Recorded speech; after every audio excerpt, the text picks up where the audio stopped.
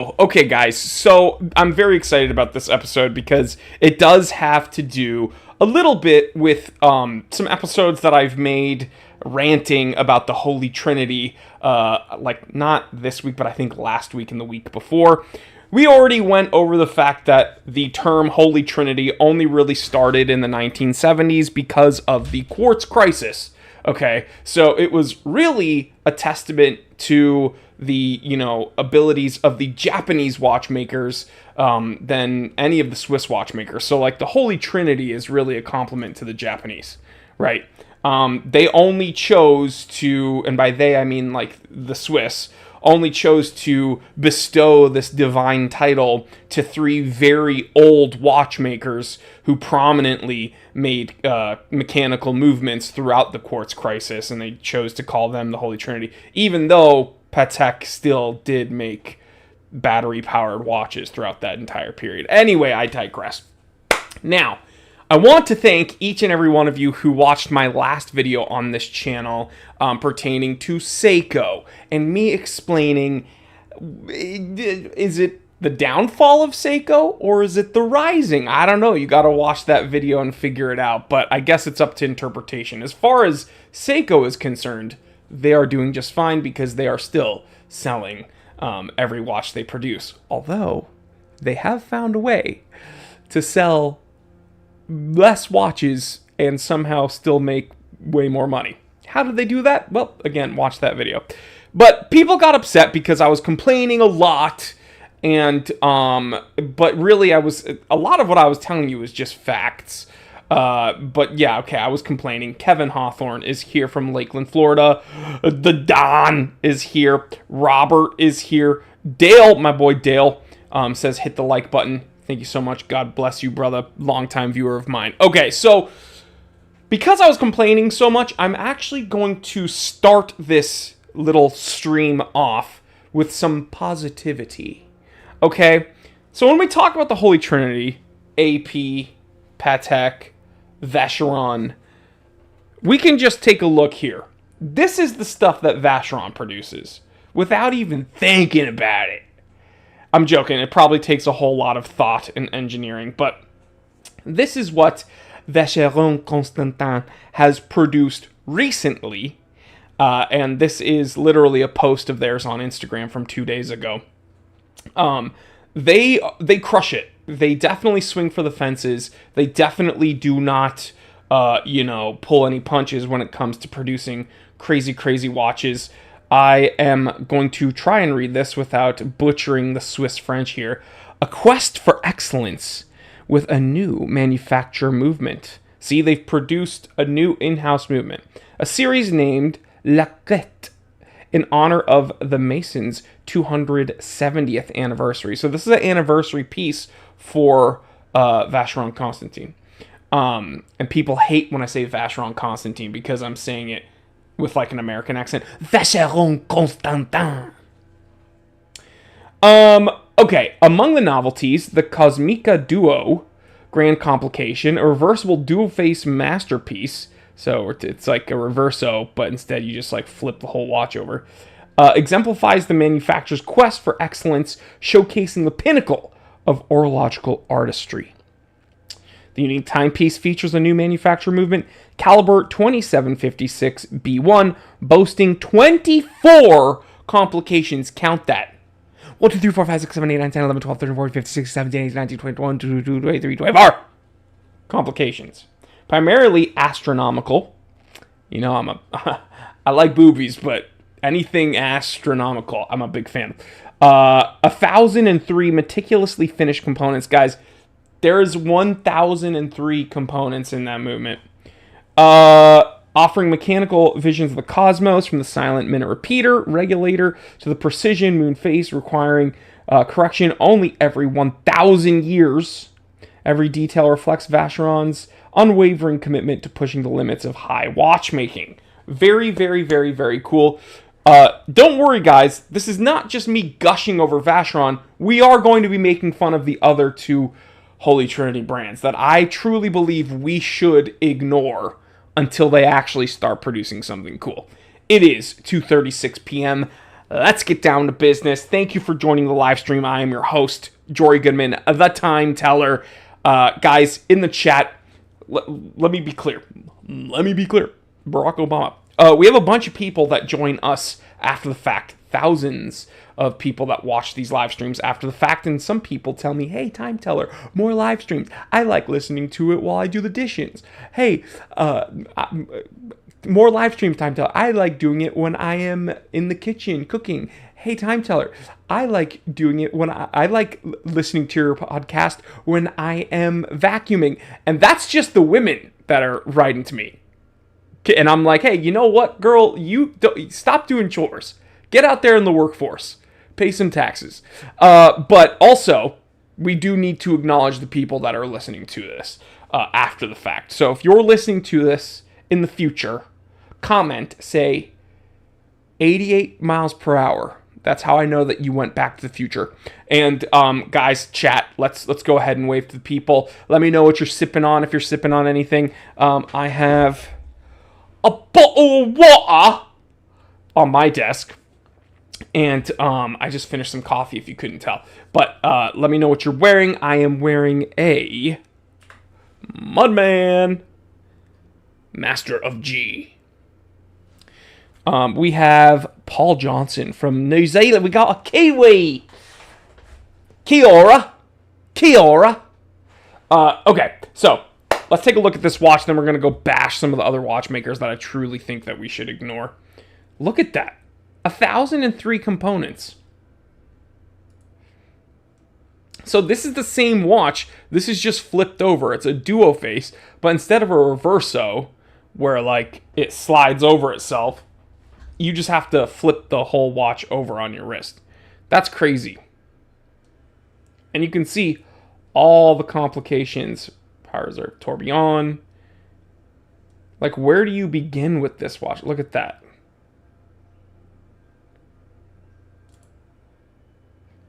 Look. It's nuts.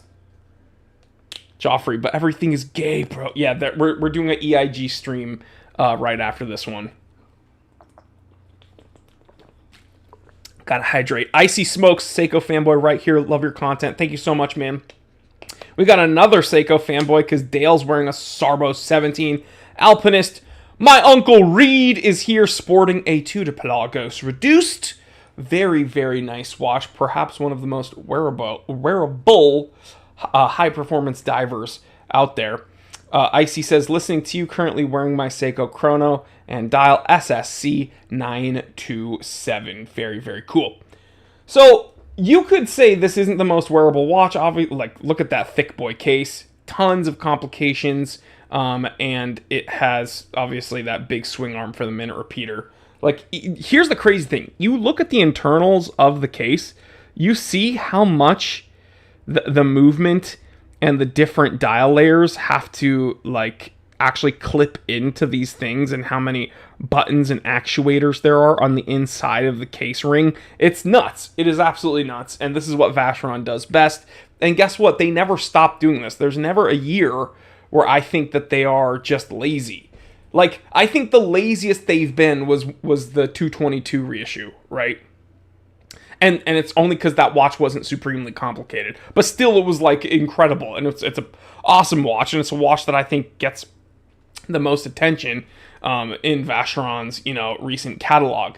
Ryan Joffrey says, hope you're happy you're healthy, my man. Thank you so much, brother. God bless you. Shalom. I am with my Tissot pink dial 35mm quartz and loving it. Heck yes, you have the longest name ever. Julian Valderrama Scalante. I tried it. Love you. Thank you for joining up. Okay, so yeah, this is crazy. Anders says it looks like a kitchen sink because it literally has everything in the kitchen sink. And I get it. It might not be the most wearable. It's clearly not going to be the most attainable. And like, it's crazy. It's crazy. But you have to admit, you look at something like this, and then you look at what Patek's doing. Like, what are they promoting, right? It's kind of a stark contrast, I would say. Dude, this is nuts. This is nuts. I would expect this from Michael Kors. If this had Michael Kors on the band, you know, like that ugly MK logo somewhere, I would be like, yes, yes. The fact that this is Patek, what is going on? The Gondolo Serrata Zebra. What an interesting... I didn't know that that's what they would name it. What gave it away? The fucking zebra on the dial? Yo, guys, super chats for the swear jar. For the swear jar. Put super chats in for the swear jar. Reference number 4962200 in rose gold. Like, again, we have to kind of go back and forth. This is what Vacheron's releasing right now. This is what Patek is.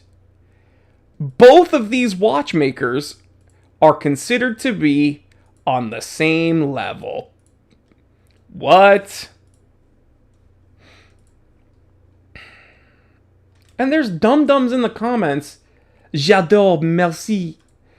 Dude, what are you talking? This is so ugly, bro. Set with 94 brilliant cut. Spessartities. Spessartities. What? Spessartities.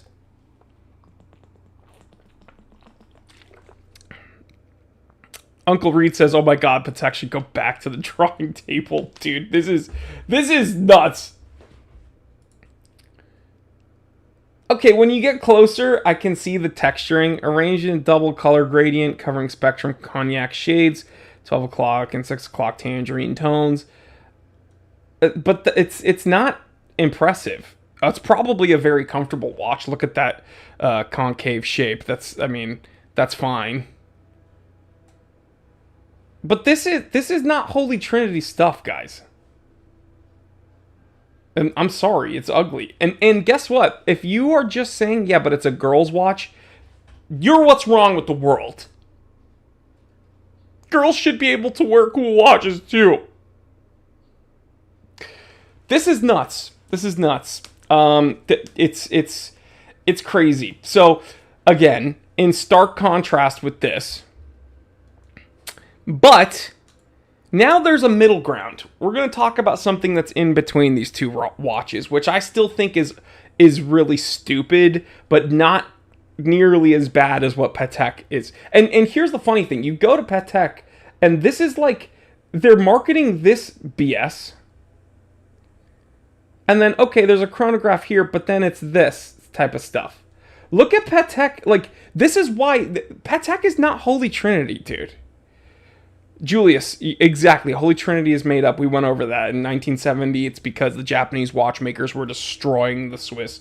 But, like, look at Patek. It's just a bunch of bedazzled bullshit. I'm sorry. It is stupid. It is stupid. And ugly. But this was their most recent release. The stupid Zebra, Gondolo, Serrata, whatever. There is something in between, which is what AP has most recently released and what they are marketing. You've probably seen it. But surprise, surprise, it's just another Royal Oak. Now, this is filled with a little bit more engineering than the Gondolo Serrato. This is a 39mm flying tourbillon, and I believe it is a flyback. Flyback chron. Oh my God! It's a 39mm flying tourbillon flyback chronograph. Excuse me. Now, what I think is cool about this is, yes, it has a flying tourbillon, but the pushers are so heavily recessed that you almost don't see them. I think that is actually pretty neat. Good job. It clearly took some engineering to produce something this sleek and small. But, and that is a very, very interesting movement. That's a very, very cool movement. Here's my issue with this watch, though. And this might be a little bit, I don't know, picky. Number one, it's another Royal Oak. Okay? Now, I think that they should probably get rid of the the code 1159 series, because that's just disgusting. But here's the issue. The Royal Oak series is just AP's Black Bay. It's just Black Bay.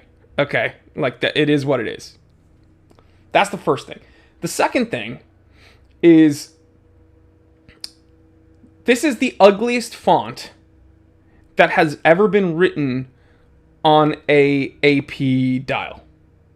They changed the font for this specific release, and I've seen better terrible fonts on like micro brands from Singapore. There's no way that this should be on an AP dial, dude. It looks cheap and disgusting. I don't know if they spent all their money engineering this movement and case, but they skimped out on whoever did the signage on this one, boy. It is ugly. I do like that it's thin. I do like the movement is insane. But again, we go here, then we go to Patek. Like, what is going on here, guys? I don't get it. So, this is what I propose to you guys, okay? I think we need to ignore Patek. I think we even might have to ignore Audemars Piguet. Still focus on Vacheron. Vacheron's doing a good job. But I think we should ignore those other two watchmakers until they finally go out of the box and produce something different and good. And AP, I'm looking at you, man. Like, give us something interesting and good, but that's not a Royal Oak. Right? I don't know. Maybe I'm just being a little bit too picky, but you guys let me know in the comment section. I think that Vacheron's doing something insane. I think at least AP is putting some engineering chops to work. Patek this is a joke. Like, this is offensive. We need a detox. Show a G-Shock. Okay, here. Swag. This is a real man's watch. Ryan Joffrey, AP needs to be ignored for a long time. Let us be real. Yeah. I think Patek, unfortunately, I did not expect that. Patek is the worst out of the bunch right now. Let me see. More comments. The rectangular piece looks like they took the GP 1945 case, knocked off into a monstrosity. Yeah. Donovan, the big names are looking more and more like fashion watches. The zebra watch looks like it should be on the wrist of a drug lord. Yeah.